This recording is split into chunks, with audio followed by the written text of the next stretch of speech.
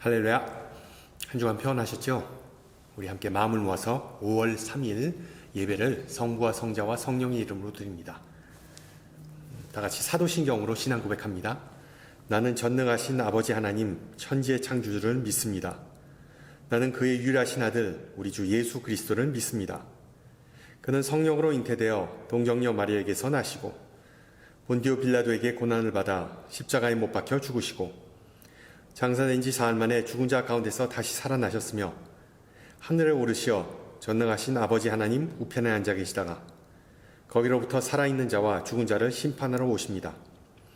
나는 성령을 믿으며 거룩한 공교회와 성도의 교제와 죄를 용서받는 것과 몸의 부활과 영생을 믿습니다. 아멘. 우리 함께 찬송가 92장 하시겠습니다. 찬송가 92장입니다. 예전 찬송가는 97장이고요.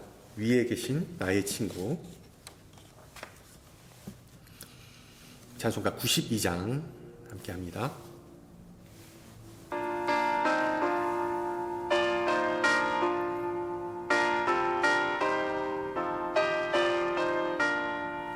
위에 계신 나의 친구 그의 사랑 지극하다.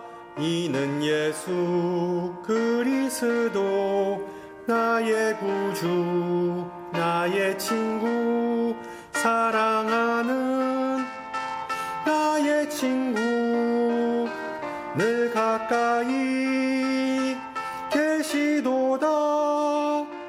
그의 사랑 놀랍도다. 변함없는 나의 친구 나를 위해 죽으시고 나를 구원하셨으니 기쁨으로 경배하며 찬양하리. 나의 친구 사랑하는 나의 친구 늘 가까이 계시도다. 그의 사랑 놀랍도다. 변함없는 나의 친구.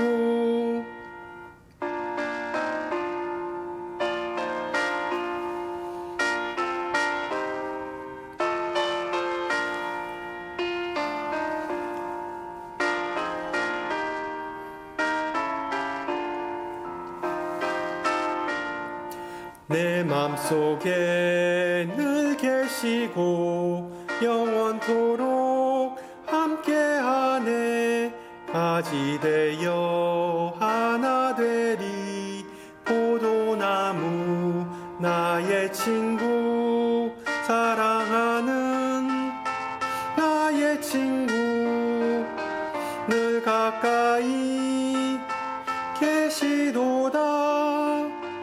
그의 사랑 놀랍도다.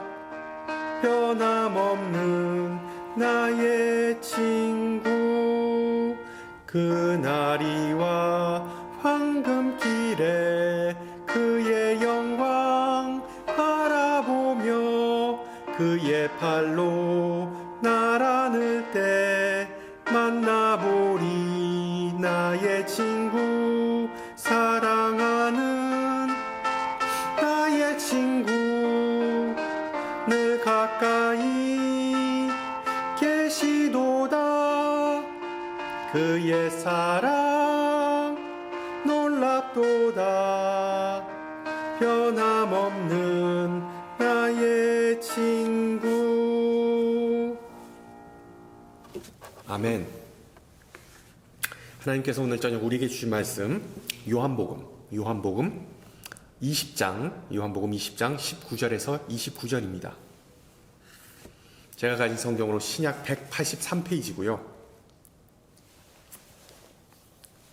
요한복음 20장 19절에서 29절 말씀을 받들어 봉독합니다.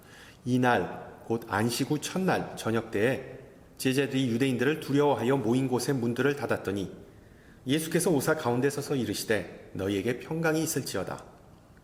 이 말씀을 하시고 손과 옆구리를 보이시니 제자들이 주를 보고 기뻐하더라. 예수께서 또 이르시되 너희에게 평강이 있을지어다. 아버지께서 나를 보내신 것 같이 나도 너희를 보내노라.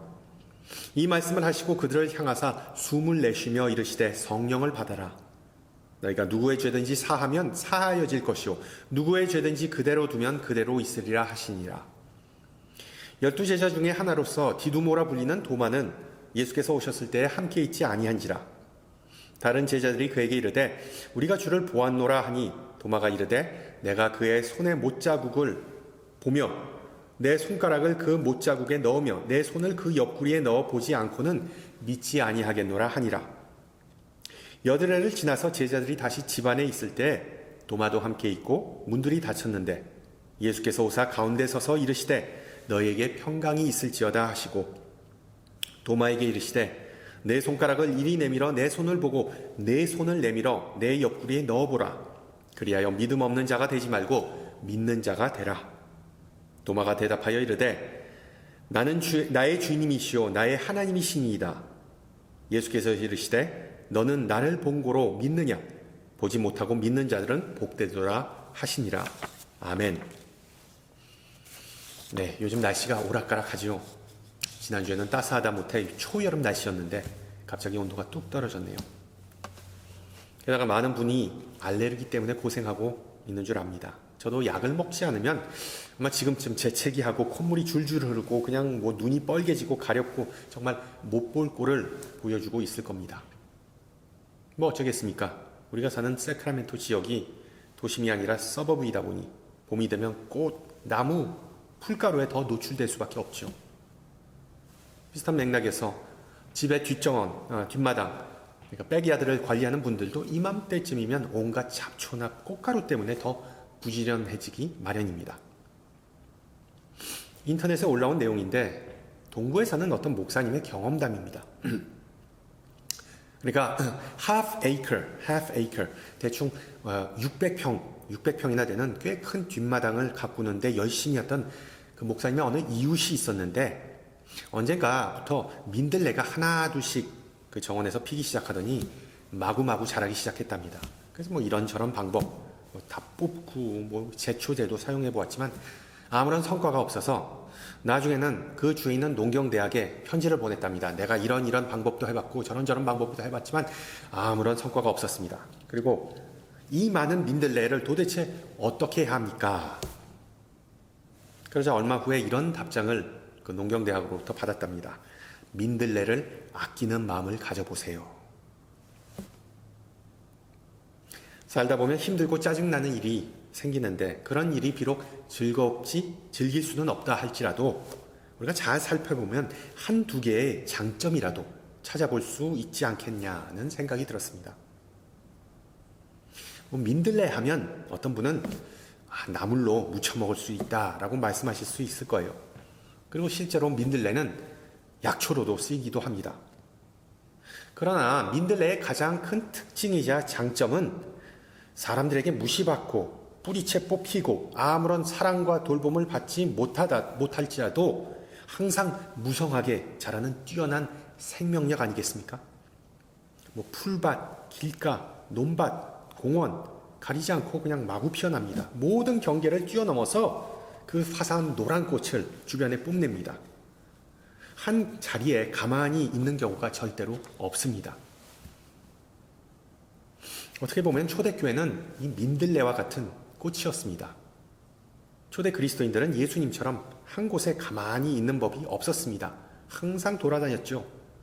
그 안전지대를 떠나서 사람이 모여 사는 곳마다 찾아가서 복음을 전했습니다. 그곳에서 예수님의 모습을 보여주었습니다.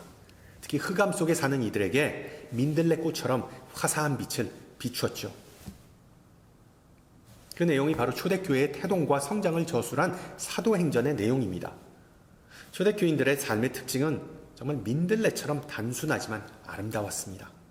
모든 이들이 단결하고 그리고 역동적이고 서로 배려했고 가장 중요한 점은 신실하였습니다. 충성하였습니다. 그러나 물론 그들이 초반부터 그랬던 것은 아니죠. 특히 12제자를 생각해 보세요. 처음에 예수님을 따라갔을 때 그들의 모습은 마치 아무런 가치가 없고 정말 성가신 잡초와 같은 그런 인생이었습니다. 투박하고 퉁명스럽고 겁이 많고 편견이 가득하고 수동적이고 특히 의심이 많았습니다. 그들 중에 대표적인 인물이 바로 오늘 읽은 본문에 나오는 도마입니다. 특히 도마는 직설적이고 눈치가 없고 배려심이 별로 없었습니다. 베드로가 우리가 알기로는 불과 같은 성격을 가졌다고는 하지만 이 도마 정말 만만치 않은 존재였습니다.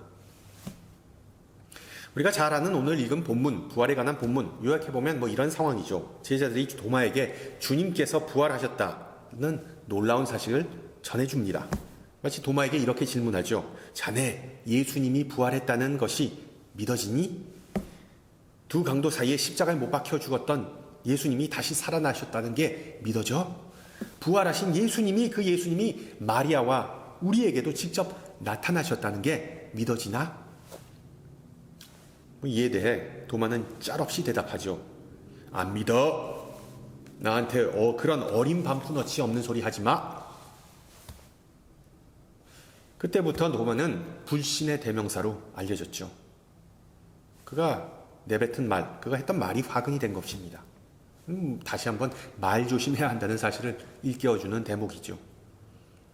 심지어 도마 하면 가룟 유다 바로 다음으로 악명 높은 제자라는 그런 낙인이 찍혔습니다.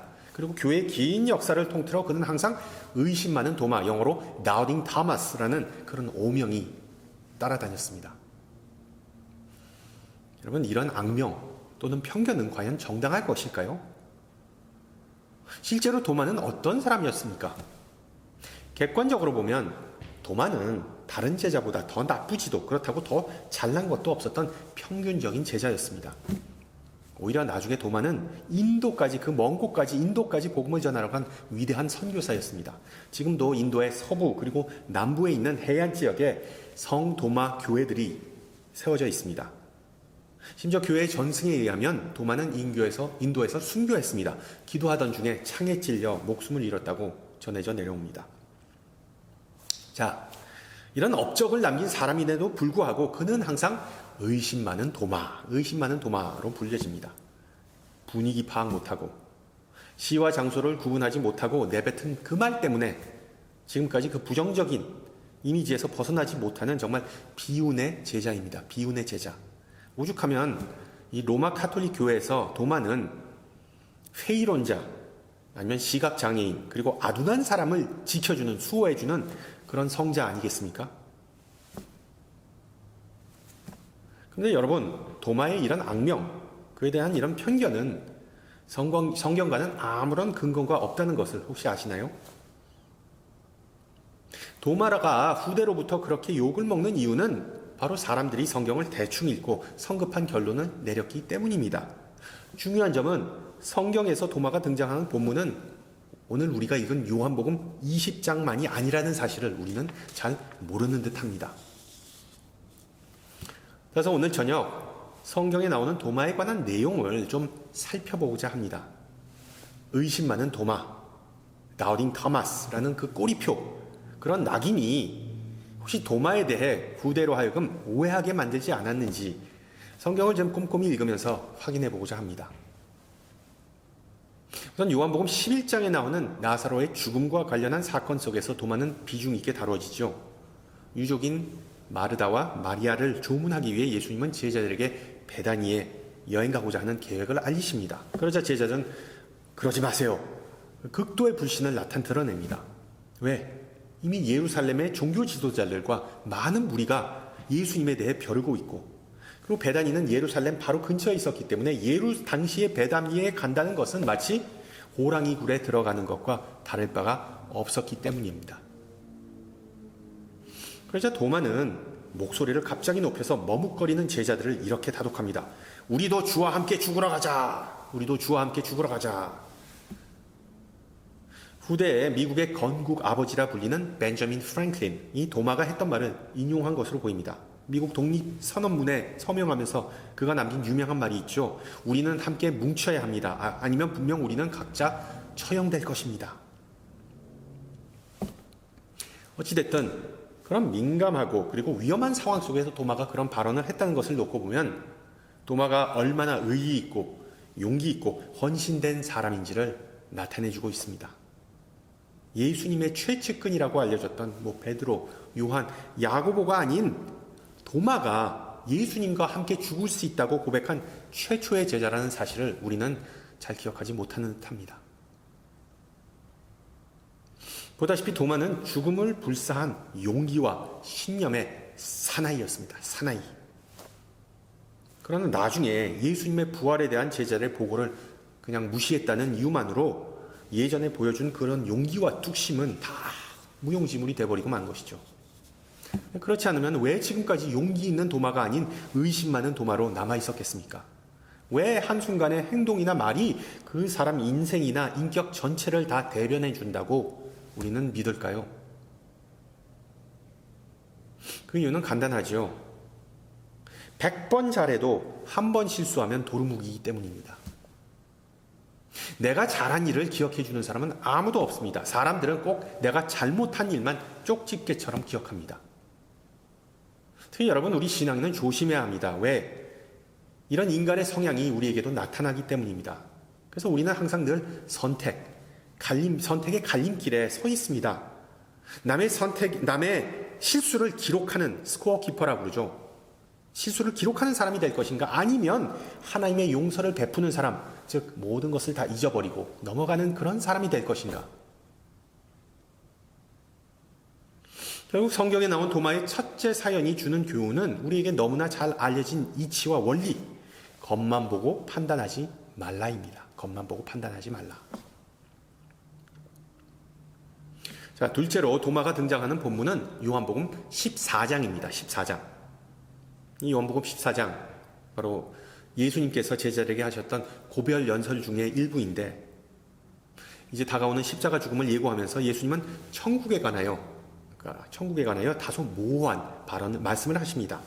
우리가 장례식 때 자주 듣고 설교하는 본문인 14장 2절, 다 내용 아실 겁니다. 내 아버지 집에 거할 곳이 많도다. 내가 너희를 위하여 거처를 예비하러 가노라.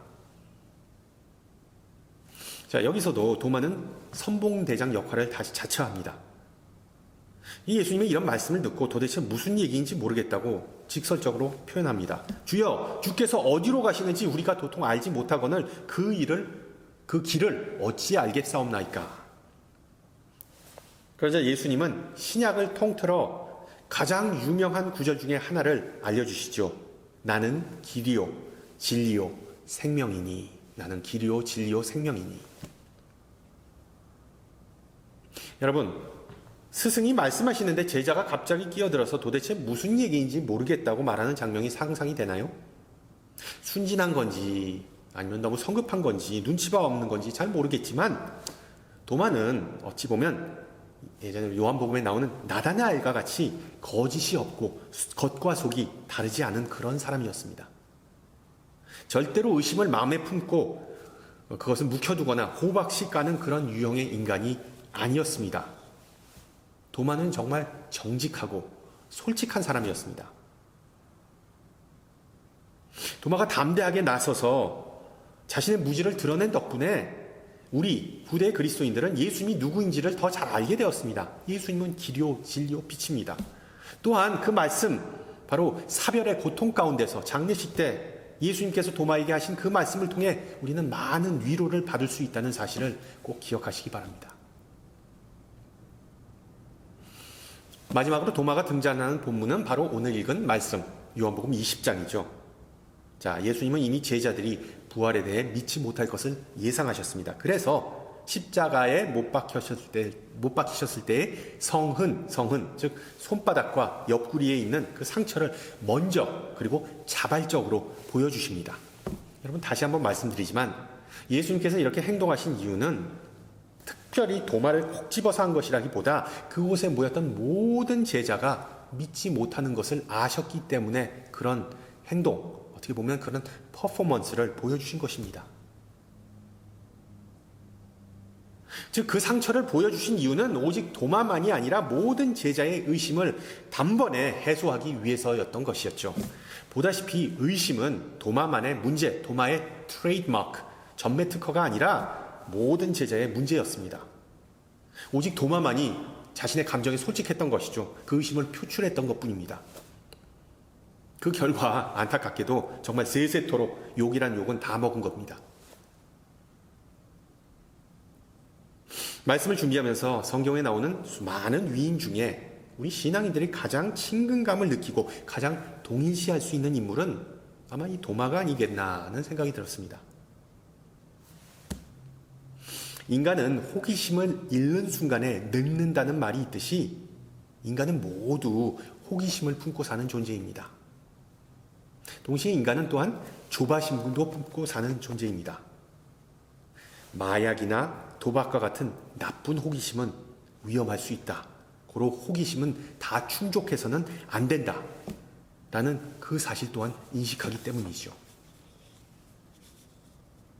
또한 우리는 인생의 큰 질문에 대해서 호기심이나 의구심을 품으면서 쉽게 믿지 못하는 경향이 있습니다.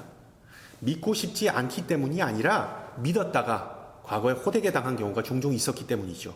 온갖 사기, 가짜뉴스가 판치는 세상, 정말 눈뜨고 코 베이는 현실 속에서 남을 쉽게 믿었다가 호구되는 것은 순간입니다. 따라서 우리는 또 조심합니다. 사람들에게 마음을 곧바로 열지 않는 이유가 바로 그것입니다. 그리고 그런 안 좋은 경험과 추억이 쌓이다 보면 알게 모르게 무조건 처음부터 의심부터 할 때가 많습니다. 그리고 그런 의심은 점점 더 발전해서 회의로 발전합니다. 근데 여러분, 우리는 호기심이 많고 의심도 많고 심지어 회의에 빠질 수 있는 존재라는 그 사실을 우리는 받아들여야만 합니다. 왜? 창조주 하나님께서 우리를 그렇게 만드셨기 때문입니다. 중세신학자 안셀무스는 인간의 궁금증과 호기심을 충족시키고자 하는 본능과 성향에 대해 이해를 추구하는 신앙이라는 표현을 사용합니다. 신앙인은 하나님의 자녀로서 어린아이들처럼 하나님, 성경, 창조된 세상, 그리고 인생과 같은 다양한 주제에 대해 꾸준히 질문하며 살아가는 존재입니다. 그렇습니다. 우리가 비록 예수님을 구주로 영접하였지만 우리가 신앙 여정을 하는 동안 우리는 모두 의심 많은 도마와 같은 그런 모습을 자주 보여줍니다. 왜? 의심은 인간의 자연스럽고 고유의 특징이기 때문이죠. 그런데 문제는 앞서 말씀드렸듯이 왜 교회, 신앙 공동체가 의심에 대해 그토록 부정적인 입장을 보이는 것인가입니다. 어린 시절부터 신앙생활을 한 어느 여인이 올린 경험담인데 그녀가 주일학교 다닐 때 교사가 질문하거나 의심하는 것은 잘못됐다, 심지어 악하다라고 가르쳤답니다. 그 어린 나이에 그녀는 속으로 이런 생각이 곧바로 들었답니다. 그렇다면 하나님은 내 질문과 의심을 두려워하는 분이신가? 나중에 나이를 먹고 어른이 돼서 그녀는 하나님이 아니라 교사가 그녀의 질문과 의심을 부담스러워하고 두려워한다는 그 사실을 깨달았다고 고백합니다. 여러분 잘 생각해 보세요. 우리가 어렸을 때부터 자라온 신앙적 배경과 환경은 의심은 믿음의 반대이다 라는 그런 분위기 아니었습니까? 몇 주 전까지만 해도 JMS, 정명석 때문에 한국 사회가 시끄러웠죠. 여러분, 유독 한국 사회에서만, 한국 교계에서만 이단이 왕성하는 이유가 있습니다. 옛날부터 무조건 믿고 순종합시오. 의심하면 죄입니다. 라는 그런 내용을 우리가 들으면서 우리는 자라왔습니다. 그래서 도마와 같이 용기를 내가지고선 토를 달면, 질문하면 막 그냥 꾸짖고 마치 타락한 죄인으로 몰아붙이는 그런 관행이 교회 내에서 지배적이었습니다.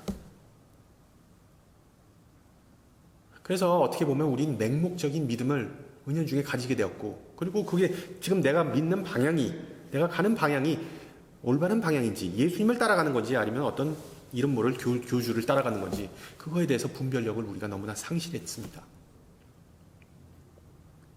여러분, 의심과 그리고 믿음은 원수지간일까요? 아니면 믿음의 반대는 그냥 불신 아닐까요? 그러면 의심은 믿음과 그리고 불신 그 중간 어디쯤에 그 중간쯤에 있다고 보는 게 맞겠죠.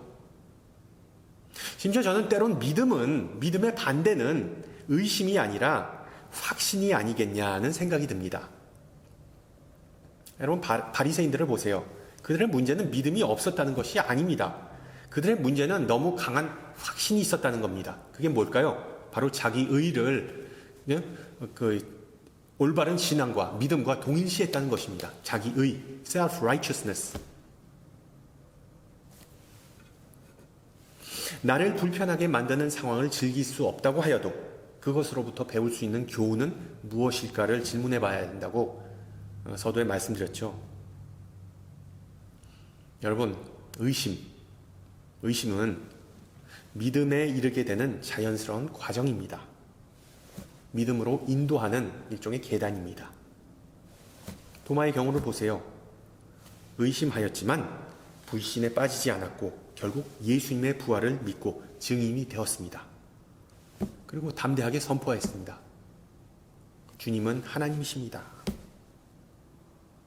우리도 도마와 마찬가지입니다.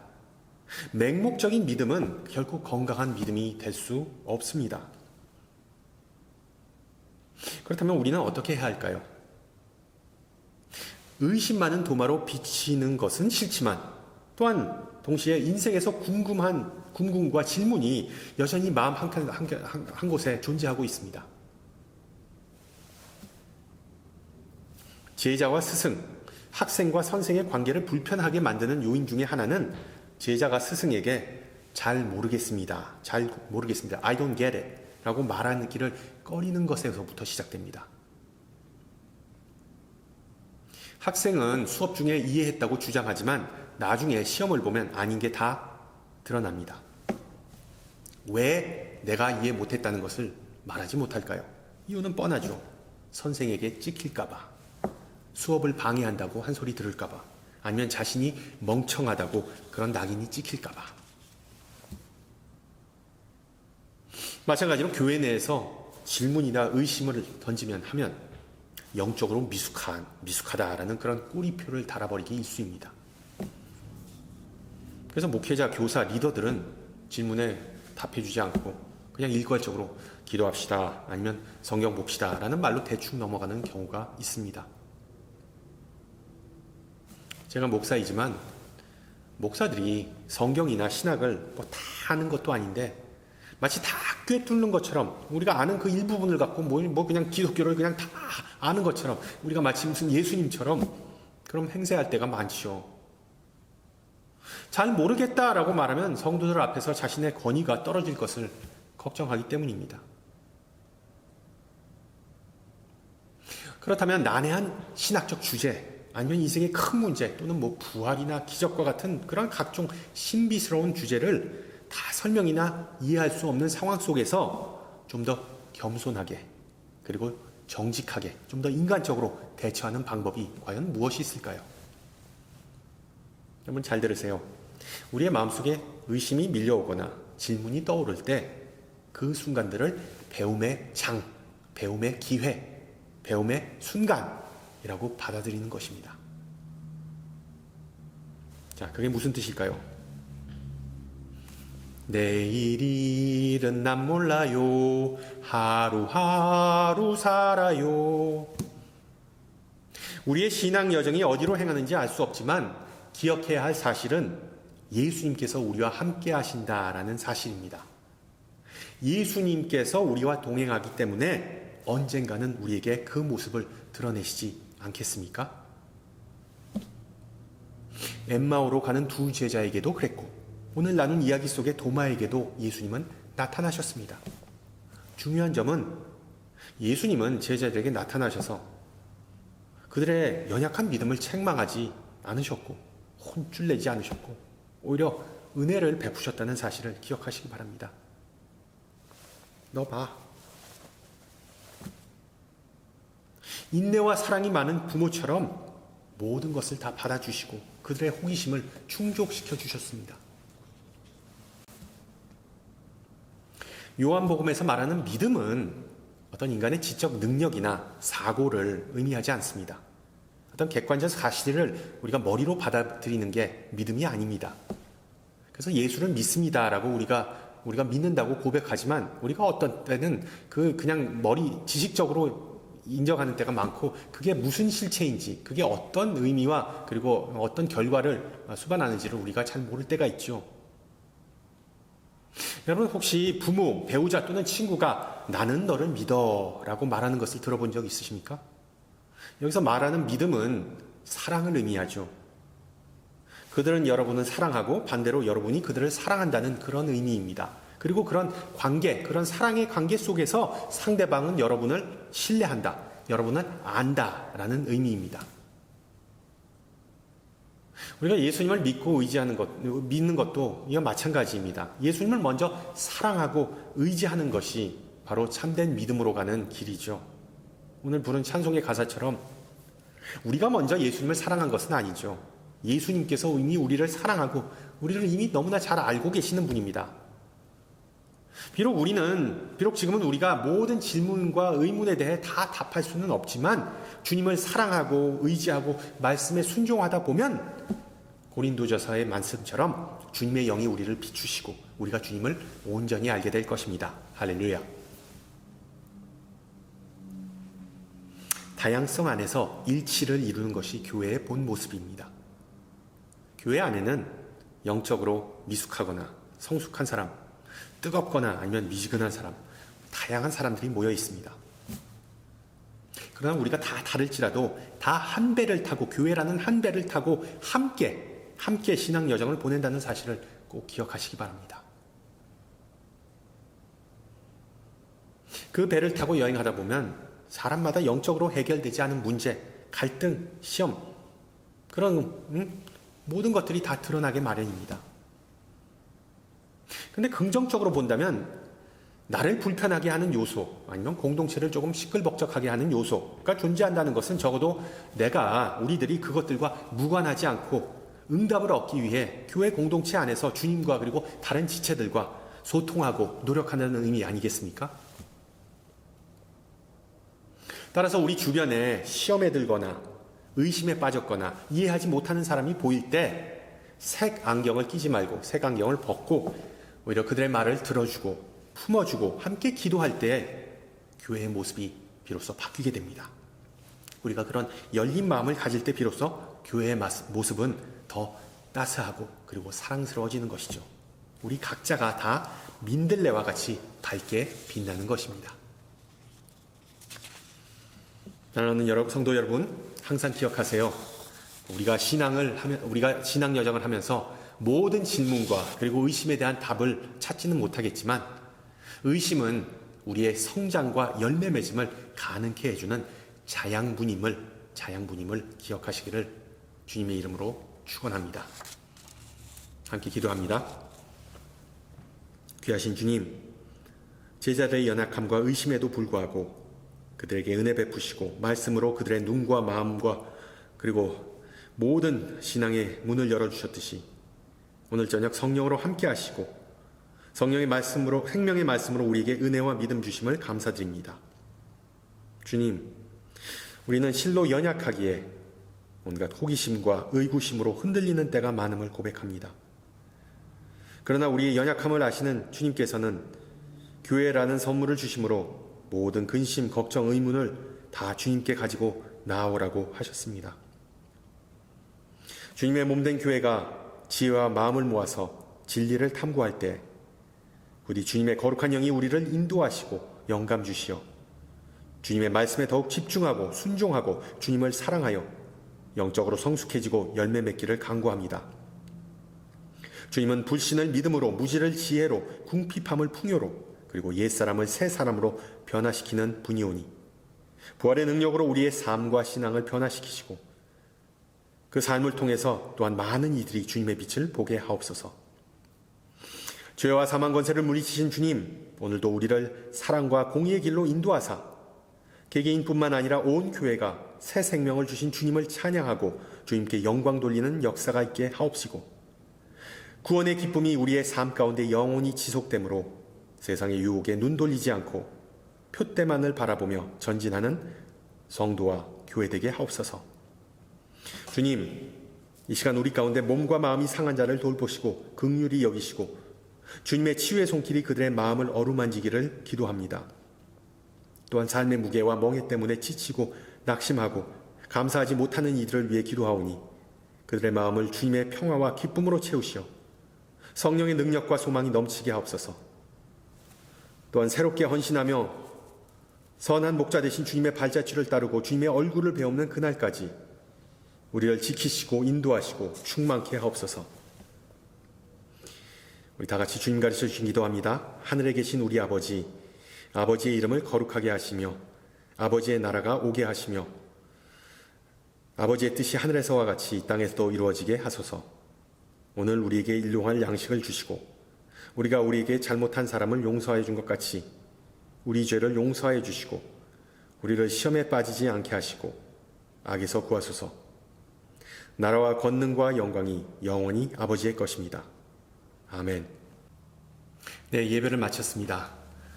돌아오는 주가 벌써 Teachers Appreciation Week네요. 예, 특히 우리 교회 내에서 가르치고 그리고 교사로 헌신하는 모든 분들을 좀 많이 격려해 주시고 기도해 주시기 바랍니다.